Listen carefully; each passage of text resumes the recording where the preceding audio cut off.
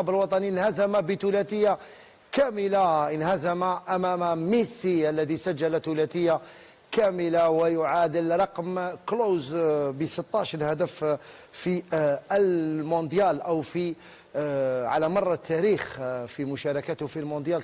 سجل 16 هدف. منتخبنا الوطني انطلق جيدا في المواجهة لكنه لم يصمد أمام حملات رفقاء ميسي وثلاثية كاملة. هل هذه النتيجة الثقيلة ستؤثر على باقي المشوار؟ هل هي مجرد كبوة جواد؟ كل هذا سنحاول أن نحلله في حصة المونديال اليوم في الصبيحة وليس في السهرة بعد نهاية المباراة مباشرة. 3-0 من تسجيل ليونيل ميسي الذي هزم لوحده رفقاء أو أشبال بيتكوفيتش. علي بن شيخ، البداية بك. النتيجة كانت ثقيلة وكنت تقول قبل بداية المباراة أنه اللي يهمنا ليست مباراة الأرجنتين بل التأهل للدور الثاني. هل هذه النتيجة لم تكن منتظرة ولو أنه بالنظر لمجريات اللعب ارتكبنا الكثير من الأخطاء؟ نجمو نقولوا ما كناش نستناو بان سكور دو 3-0 كمان. قلنا هما نسيو نديروا المجهودات اللي لازم ونسيو نلعبوا، لان انا قلت لك من الاول وانا نقول لك بلي ما تهمناش الارجنتين، حنا نحوسوا كيفاش نتكاليفياو باش نتكاليفياو، نسيو نديروا تو نوت بوسيبل باش نسيو نديروا النيل او ما نخسروش بان سكور باري. ولهذا شفنا بلي لعبنا ضد فريق منظم كما يلزم الحال، عنده الحلول تاعو دائما يصيبهم. الكره تخرج من الدفاع لوسط الملعب، لي ميليو تيران يجيو يدومونديو لي بال باسكو عندهم دي سوليسيون، يجوا اون تريونغ توجور لا سوليسيون فير لا تروازيام بيرسون ستادير تروازيام جوار، يجيو يدومونديو عندهم حلول. خدمه هذه فيها الحلول يلعبوا. وميسي ما كان نهضروا عليه لان لكن اين ما مشاتش الامور للمنتخب الجزائري رغم انه البدايه لم تكن كارثيه، يعني كنا اون بلاص من الناحيه التكتيكيه، لكن بمرور الوقت كي بدينا سيفري كنا غالقين كاع المساحات وما خليناهمش يتنفسوا، هما حوسوا يدخلوا من الوسط يحوسوا على ميسي، كنا غالقين. سيفري كنا ناجحين في هذيك، ولكن ناجحين ما حبطناش حتى كرينا دي زوكازيون دو بيت ولا ما عدا الهدف الذي رفض بداعي. خلينا اون دور دو بيت بون ابار سا مي لو ريست من بعد فيريا ميزير بدات الامور تنحل، لانهم بعد هما تغلبوا علينا، داونا كاع الملعب الميليو تيرا داوه هما سون تاكاباري دو ميليو تيرا ولاو يمشيو الكره كما يلزم الحال. ومن بعد كاين الغلطه تاع البرومي بيت لان En el 82 era nuestro momento. Jugábamos en casa y سبتي جازت عليه الكره ودوزيام اللي غلط في هذا البيت قالنا سي مندي انت كي جازت لا بال ميسي يحكم الكره ورايح بها، علاش تولي له اللور؟ عنده طبيعه يولي اللور، روح ليه انت كاين بن 70. كنت متخوف من مندي منذ البدايه. انا قبل في ليميسيون قبل ما يبدا الماتش كلمت قلت بن سبعيني، ولو انه حتى بن سبعيني بدنيا ما كانش جاهز 100% اليوم. ليش عليه؟ مي بن سبعيني ما يديرلكش الماتش كيما موالفي يدير، لان عنده شحال ما لعبش. عنده هذيك رجلو بوتات خايف شويه عليها ممكن، ولكن لعب شويه بالانتيليجونس تاعو، كان يبريسي، كان يعرف يبلاصي روحه. مي مندي لو برومي بيت يا اخي ما ترجعش للور ميسي ولا ترجع له اللور، خلاص ما تنجمش تعرف كم مين راح يحطها. هذه غلطه. ابارتير دو مومون اللي ماركاو لك البيت خلاص، ومن بعد الوسط داوا كومبليتمون، ولاو يمشيو بعقلهم يجريو في المقابله ويستناو لو بون مومون باش يزيدوا يسجلوا. سيتي اون ايكيب تري بيان اورغانيزي.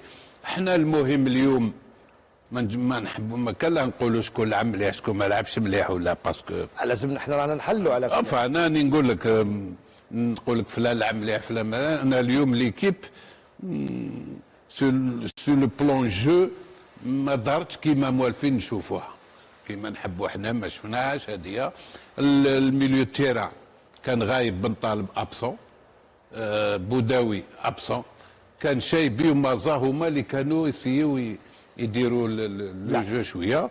ولكن احنا دوكا على قلت لك هكذا ستادير يفو دوكا انا نظن يفو ما بونسيو بروشان ماتش مع الاردن. مع الاردن يفو لوجيكمون في الفوتبول والو بارفوا لا لوجيك ما تكونش اون فا يسي دو غاني مع الاردن باسكو تربح ماتش ودير ماتش نيل جوز سور. سير 4 نقاط. انا من الاول وانا نقول لك نتكلم على لا كاليفيكاسيون ما نتكلمش على الناس تتكلم تقول لك نربح الارجنتين ندير ماتش نيل سي ديفيسيل هذا لو باري هذايا. واضح سي علي. راح نبقاو معاك بعد قليل نروحوا للميلود جديات.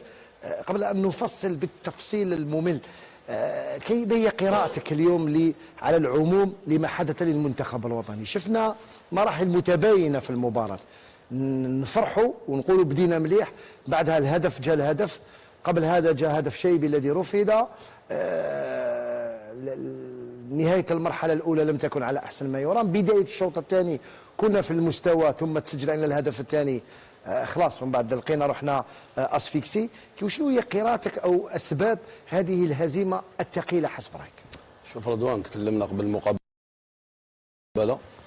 تكلمنا خصيصا على وسط الميدان رضوان. صحيح. قلت لك لو فزنا بوسط الميدان وما ارتكبناش اخطاء وما خليناش مساحات للفريق الخصم لانها تحب ولا تكره رضوان، راك تلعب ضد فريق عالمي، لاعبين ذو خبره كبيره، عندهم امكانيات كبيره رضوان. لو لاحظت مدافعين تاع الارجنتين كيفاش يخرجوا بالكره وفي لكن الريتم كان بطيء شويه، الريتم بطيء، ولكن في 30 متر الاخيره كانوا يسرعوا في الهجمات تاعهم رضوان، وتحسهم باللي متفاهمين في لي كومبينيزون بيناتهم، تحس يشغلوا ويشوفوا في بعضهم. كاين دي اوتوماتيزم. دونك رضوان هما تغلبوا علينا اما على غرار العشر دقائق الاولى اللي كنا بيان اون بلاس، ولكن بعد تسجيل الهدف للفريق الارجنتيني نظن باللي الدفاع تاع وسط الدفاع والدفاع كنا كارثه رضوان. نظن نهار اللي يتغلبوا عليك في وسط الميدان والفريق الارجنتيني ماشي اللعب اللي كان ثقيل رضوان، كانوا يسيروا في المقابله على حسب الريتم تاعهم هما رضوان، كانوا يلعبوا يكونسيرفيو بالعقل من اللور، وين يغتنموا الفرصه في 30 متر الاخيره وين تشوف ميسي لاكسيليراسيون تاعهم. نظن باللي نظن النقطه السوداء اليوم وسط الميدان رضوان. هزيمه تعتبرها مستحقه يعني؟ رضوان منطقيه. احنا تكلمنا رضوان، احنا تكلمنا كما تكلم لك علي، فريق الارجنتيني فريق عالمي، احنا تكلمنا قبل الحصه قلنا ماذا بينا نلعبوا مقابله في المستوى اللي تخلينا ندخلوا في المونديال.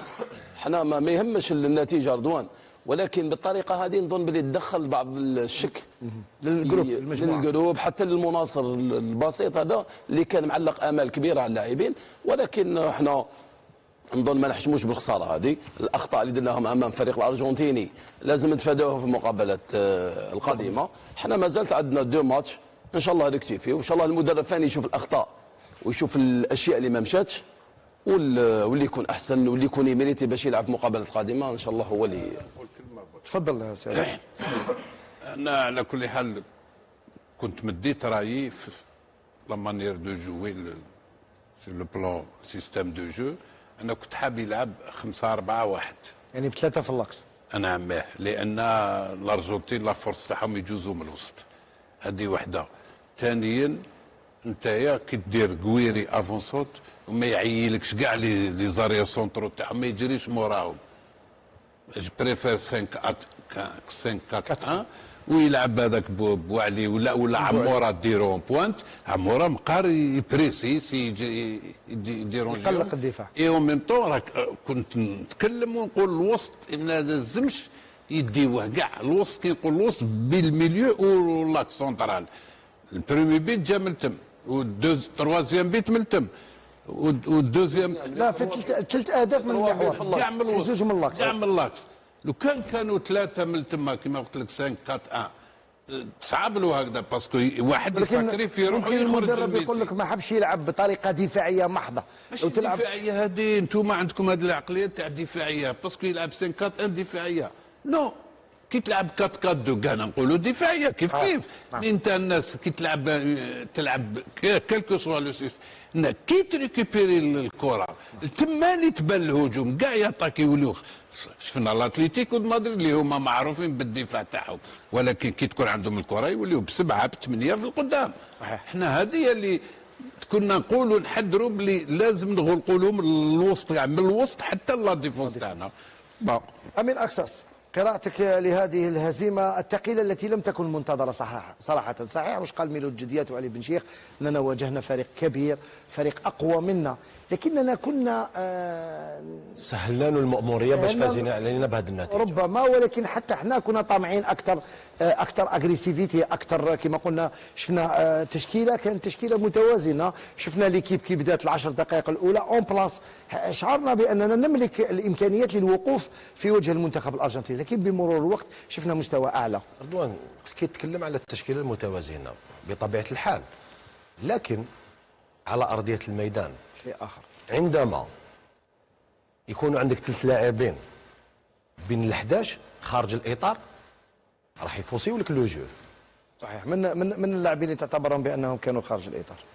أولهم بالغالي ارتكب عدة أخطاء من الناحية الدفاعية. نعم.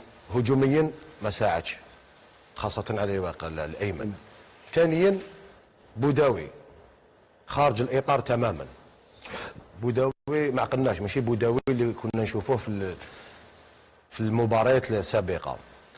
وثالث لاعب قويري اللي ما عطى أي حلول للهجوم تاع المنتخب الوطني. كذلك بنطالب نوعا ما يعني وسط الميدان، وسط الميدان كذلك حتى حاج موسى لم يكن في المستوى.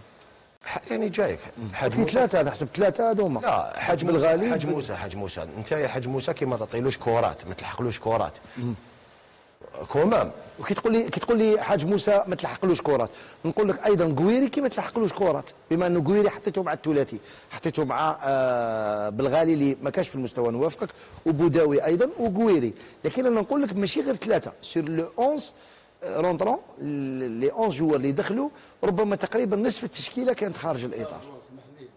قويري احنا ما نتكلموا عليه من الناحيه الهجوميه، غتكلموا عليه من الناحيه الدفاعيه ما قلقش لي ديفونسور، خلاهم يلعبوا الاس، كل ما يحكموا على لي ديفونسور يلعب برايح، وكون عموره ولا لاعب واحد اخر على الاقل يجيني شويه، هذا من الجانب الدفاعي. نعم واصل امين. على العموم فوز مستحق للارجنتين، نقولها بكل صراحه بكل جداره واستحقاق.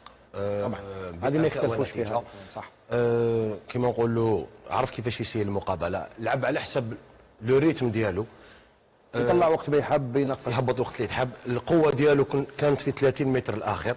حنا كنا تكلمنا في الكوليس، كنا نشوفوا في المقابله كي تشوف انت كيفاش الطريقه اللي يخرج بها، انت تبان لك ببطء لكن يعرف كيفاش يبني من الوراء الى وسط الميدان، يلحق عنده كما نقولوا 30 متر الاخر يطلع في السرعه. لهذا كانت السرعه في التنفيذ. وكان تشوف انت الهدف الاول بلا باس العموديه إليمينات 6 لاعبين تقريبا. صحيح. ماشي تقريبا 6 لاعبين، بقاو 4 لي ديفونسور، وثاني كذلك لازم نقولوها اليوم بكل صراحه ما عندناش حارس مرمى. انا تكلمت عليها ونزيد نقولها اليوم بكل موضوعيه. اليوم الحارس المرمى تلقينا 2 أهداف. انا نقول باللي الدفاع ما البرومي بيت بن سبعيني ومندي يسالوا في الهدف مع حارس المرمى، باسكو حارس المرمى كان قادر يتصدى. دائما اللي بيت جاونا من اللاكس، باسكو علاش ما كاش الضغط على حامل الكره. ميسي يحكم الكره، انت دوكا ميسي راهو جاي خلاص قريب ل 20 متر او 25 متر، علاش تولي للوراء؟ تخرج. شفنا بن سبعيني ومندي مولين للوراء، لا رحت لازم تضغط على اللاعب. صحيح. لهذا سهلوا المأموريه، وميسي تتكلم على احسن لاعب في العالم، ما تعطيلوش المساحات هذوك خاصه قريب للمرمى. لهذا ثاني زيدان شفنا الهدف الاول كان قادر ديجا قاسها، يتحمل المسؤوليه. انا نقول ماشي 100%. لهذا انت حارس مرمى في هذا كي تشوف انت الارجنتين ما خلقوش فرص كثيره خاصه في الشوط الاول. صحيح. انت تحسب 2 تير 2 بوت. لا لا بريمير ميطون خلصت 1 مقابل 0. شنو نحكيك بين الشوط الاول والشوط الثاني سما تيراو 2 تير 2 بوت. التير الاول تاع ميسي سجل.